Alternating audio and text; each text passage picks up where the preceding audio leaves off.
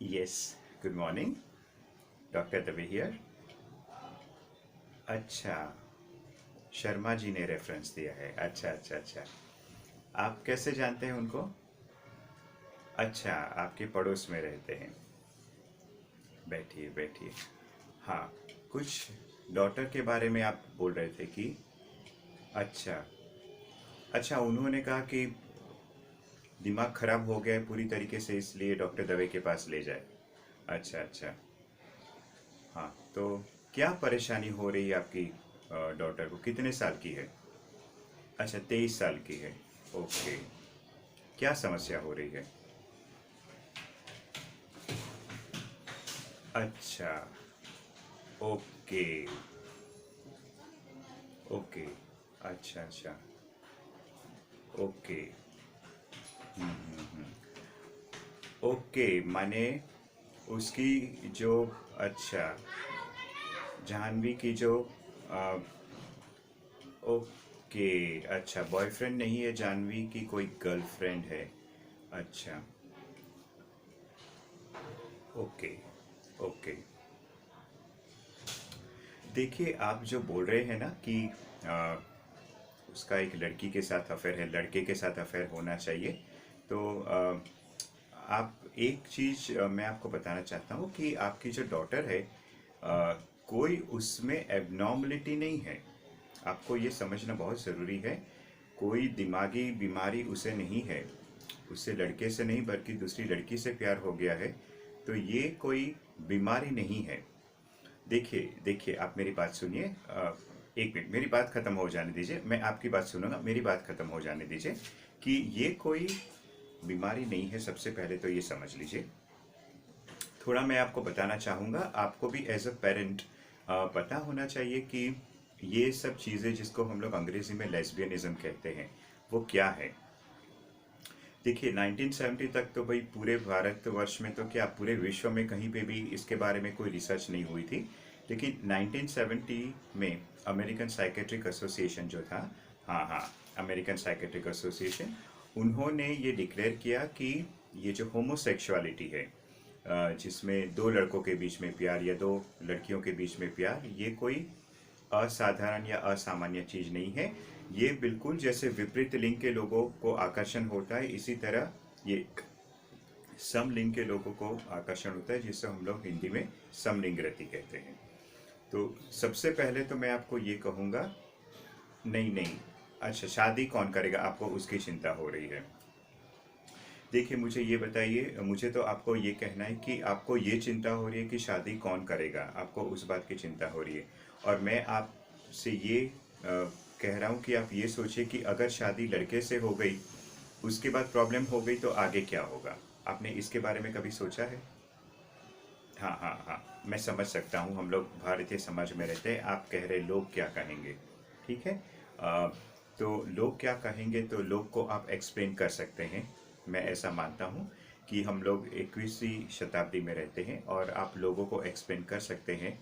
आपको कोई शर्मिंदा होने की, नहीं नहीं, ऐसी बात ही नहीं है। अ, आपके परवरिश में कोई भी कमी नहीं रही है, आप अपने आप को उसके लिए ब्लेम ना कीजिए, मैडम को भी ब्लेम ना कीजिए। परवरिश की वजह से कोई लड़का गे या लड़की लेस्बियन नहीं बनती।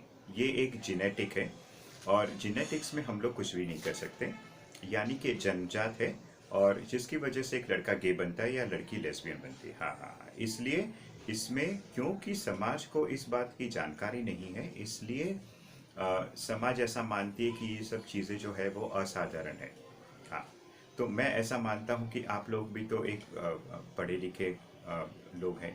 तो ऐसा आपको एक समाज में एक जागरूकता फैलाने के लिए आपको भी एक अवसर मिला है। आपको शर्मिंदा होने की कोई ज़रूरत नहीं है, ठीक है। मैं मानता हूँ ये थोड़ा कठिन काम है, क्योंकि जैसे बहुत सारे लोगों को, लड़कियों को पुरुष के प्रति आकर्षण हो रहा है, आपकी जो बेटी है उसे दूसरी लड़की के प्रति आकर्षण हो रहा है। हाँ, थोड़ा समाज में ये बात बताना कठिन है, लेकिन नामुमकिन नहीं है। कहीं ना कहीं मैं मानता हूँ कि आपको बिना कोई हेजिटेशन के, बिना कोई भी प्रकार की शर्मिंदगी महसूस किए बगैर, आपके जो रिश्तेदार हैं, जो आपसे पूछते हैं कि भाई बेटी की शादी कब हो रही है, तो आप उनको बता सकते हैं कि आपकी जो डॉटर है उसकी भी एक लवर है, और वो उसके साथ जीवन बिताना चाहती है। हाँ, आप इंडिया में उसकी शादी नहीं करवा पाएंगे, ये एक तो भाई हाई कोर्ट में इसकी चर्चा वगैरह चल रही है, उसमें मैं नहीं जाना चाहूँगा। लेकिन हाँ, एक बात आप मानेंगे कि जो शादी है वो क्या है। It's all about loving and caring. हम सबको एक पार्टनर की ज़रूरत पड़ती है, खास कर जो बुढ़ापे में जब हम लोग बीमार पड़े तब हमारी सेवा करें। मैं तो एकदम क्लियर बात करने वाला हूँ। और ठीक उसी तरह आप देखिए कि आपकी जो बेटी है वो किसी और औरत के साथ प्यार कर रही है, तो बुढ़ापे में उसे भी देख रेख करने वाली एक पार्टनर मिल गई है। आपको उस तरीके से सोचना है, ठीक है।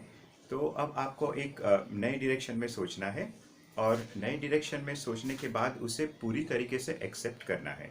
अगर आप एक्सेप्ट नहीं करेंगे तो समाज आपकी बेटी को एक्सेप्ट नहीं करेगा, ठीक है। तो ये नीच चीज़ नहीं है, मैं मानता हूँ हमारे समाज के लिए नहीं है। हम लोग ने ये सब बातें आप जब यंग रहे होंगे आपने सुनी नहीं होगी, कभी इस तरीके की डिस्कशन नहीं हुई होगी। लेकिन अब हम लोग एक अलग ज़माने में जी रहे हैं जहाँ पे हम लोग को लोगों को समझना है, और समझ के उनको लेना है। और जैसे आपकी डॉटर कहती है कि नहीं, अगर आप उसको एक्सेप्ट नहीं करेंगे तो वो घर छोड़ के चली जाएगी, तो क्या आप चाहेंगे कि आपकी डॉटर घर छोड़ के चली जाए? क्या तब आप इनसिक्योर फील नहीं करेंगे अपनी डॉटर के लिए? तो मैं ये कहना चाहूँगा कि आप अपनी डॉटर को, अगर ऐसी बात है तो एक बार फिर से आप लोग सब आइए, फैमिली काउंसलिंग के लिए हम लोग सब मिलते हैं। आपकी डॉटर को भी ले आइए, आप लोग दोनों भी आइए। और बल्कि आपके जो क्लोज रिलेटिव्स है आप उनको भी साथ में ला सकते हैं अगर चाहे तो। हम इसका एक प्रॉपर डिस्कशन करेंगे ताकि वो समाज में आउट हो सके, और अपनी जो पर्सनालिटी, उसका जो व्यक्तित्व है वो पूरी तरीके से निखर के वो निभा सके, और आम औरतों की तरह वो भी जीवन में आगे बढ़ सके, ठीक है। तो आई लुक फॉरवर्ड कि बहुत ही जल्द एक फैमिली काउंसलिंग सेशन किया जाए। और हाँ, वो जो आपके जो पड़ोसी हैं उन्होंने जो आपको कहा, जो बात कह के आपके पास भेजा है वो बात बिल्कुल गलत है, लेकिन अच्छी बात ये हुई कि आप हमसे मिलने आ गए, और जो गलतफहमी आपके मन में थी वो दूर हो गई। तो नेक्स्ट अपॉइंटमेंट फिर 16 तारीख का रखना है, शाम को 6 बजे। ओके, ठीक है, ठीक है, ठीक है। तो 6 बजे आप लोग, आप, आपकी वाइफ और आपकी डॉटर और आपके जो क्लोज रिलेटिव्स हैं, आपके जो बड़े भाई साहब हैं या आपकी जो सिस्टर हैं, आप उनको साथ में ला सकती हैं। तो हम लोग एक फैमिली काउंसलिंग सेशन करेंगे। Okay, thank you.